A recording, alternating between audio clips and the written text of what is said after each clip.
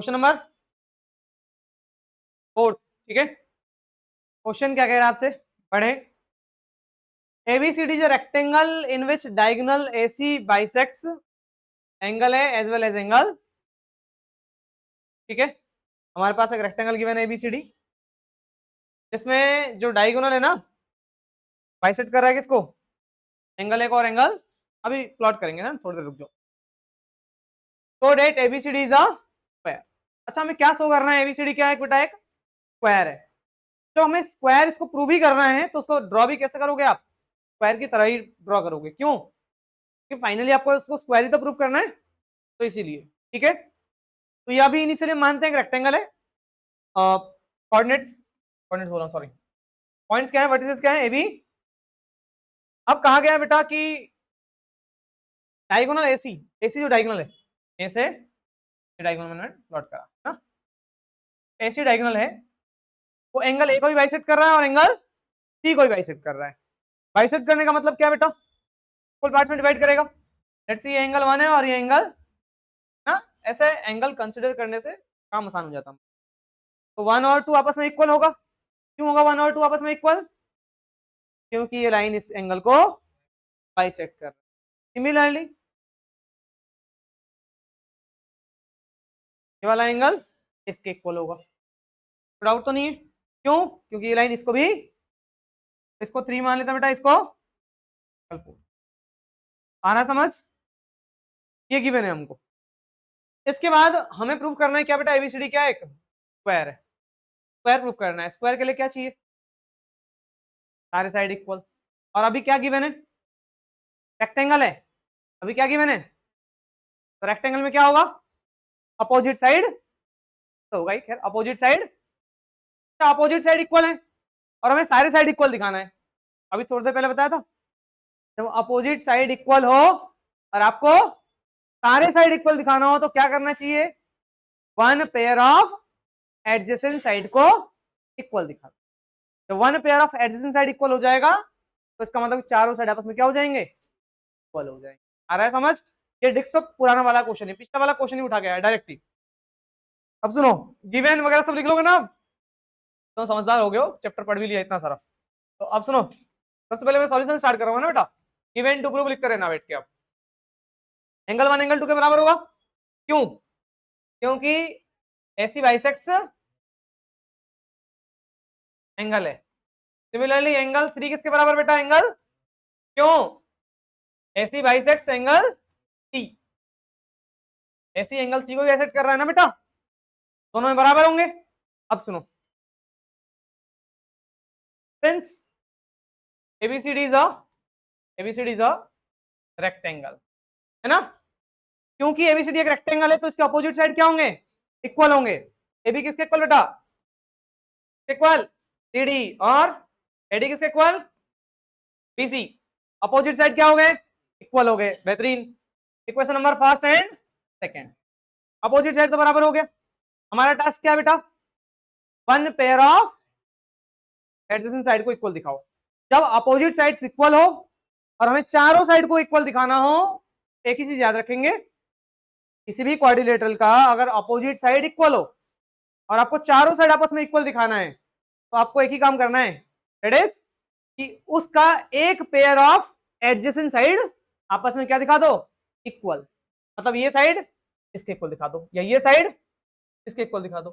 एक pair of adjacent side अगर आपने इक्वल दिखा दिया और अपोजिट साइड इक्वल है, ये गिवन है, तो चारों साइड आपस में क्या हो जाएंगे, इक्वल हो जाएंगे। डाउट तो नहीं है, यही हमारा काम है। अब ये एडजेसेंट साइड को इक्वल कैसे दिखाऊं, इसके लिए मैं एक काम करूंगा, इन दोनों ट्रायंगल को क्या दिखा दूंगा, कॉन्ग्रुएंट। किसको, वाले ट्रायंगल को और, ठीक है। नाउ इन ट्रायंगल कौन कौन सा ट्रायंगल है, ABC and triangle AD। Triangle लिखना तरीका ध्यान रखना, ABC लिख रहा हूं तो ADC लिखूंगा, ठीक है। रीजन क्या है कि मुझे ये कॉरस्पॉन्डिंग एंगल मैच करने ना, ए से स्टार्ट हुआ B फिर C, ए से D फिर C, इधर एंगल बनाएगा उधर एंगल 2 भी तो आएगा ना। दोनों ट्रायंगल कॉन्ग्रुएंट कैसे दिखाएंगे, देखो एंगल ऊपर वाले ट्रायंगल में, इस ऊपर वाले ट्रायंगल में एंगल 1 और नीचे वाले ट्रायंगल में एंगल 2, दोनों आपस में क्या होंगे, इक्वल होंगे।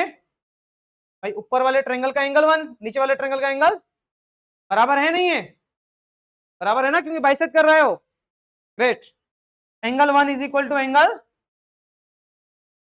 सिमिलरली ऊपर वाले एंगल का एंगल 4, ऊपर वाले ट्रायंगल का, और नीचे वाले का एंगल 3, तो 4 किसके बराबर, 3 के बराबर। Angle 4 is equal to angle, ये अब प्रूफ्ड है ना, लिख देना, या तो लिख देना बाइसेक्ट कर रहा है, पर हम प्रूफ कर चुके ना, दिखा दिया एक बार, वही लिख देना यहाँ, डाउट तो नहीं है।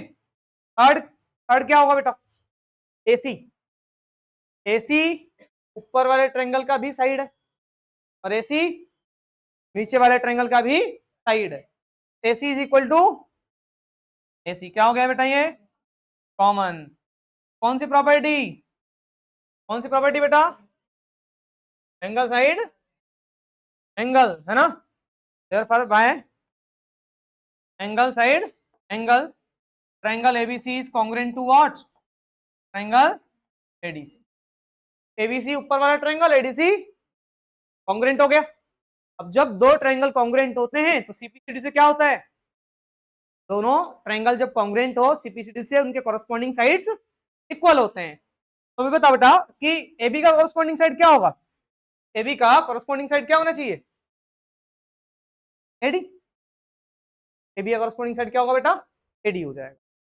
सिंपलाइज what, AB is equal to AD by P CT, होगा नहीं होगा। इसको एक क्वेश्चन नंबर क्या कंसीडर कर लो, तो आप क्या देख रहे हो, अपोजिट साइड इक्वल है और एडजेसेंट साइड इक्वल दिखा दिया, तो मतलब क्या है, चारों साइड इक्वल हो जाएगा। तो from equation number first, second and third, AB is equal to EC is equal to CD is equal to, चारों साइड आपस में क्या हो गया, इक्वल हो गया। डाउट तो नहीं है, जब चारों साइड इक्वल हो गया तो क्या होगा, ये एक स्क्वायर हो जाएगा। अभी तो पिटेगा मेरे से, ABCD इज अ स्क्वायर, है ना, डाउट तो नहीं है। एक रेक्टेंगल एक स्क्वायर कब कहलाता है, जब उसके चारों साइड, बाकी तो 90 डिग्री एंगल्स उसके भी हैं रेक्टेंगल के, स्क्वायर के भी 90 डिग्री, तो रेक्टेंगल के 90 है तो स्क्वायर के तो 90 है ही, है ना, सब कुछ प्रूफ था, बस ये चारों साइड इक्वल दिखाना था, दिखा दिया, स्क्वायर हो गया।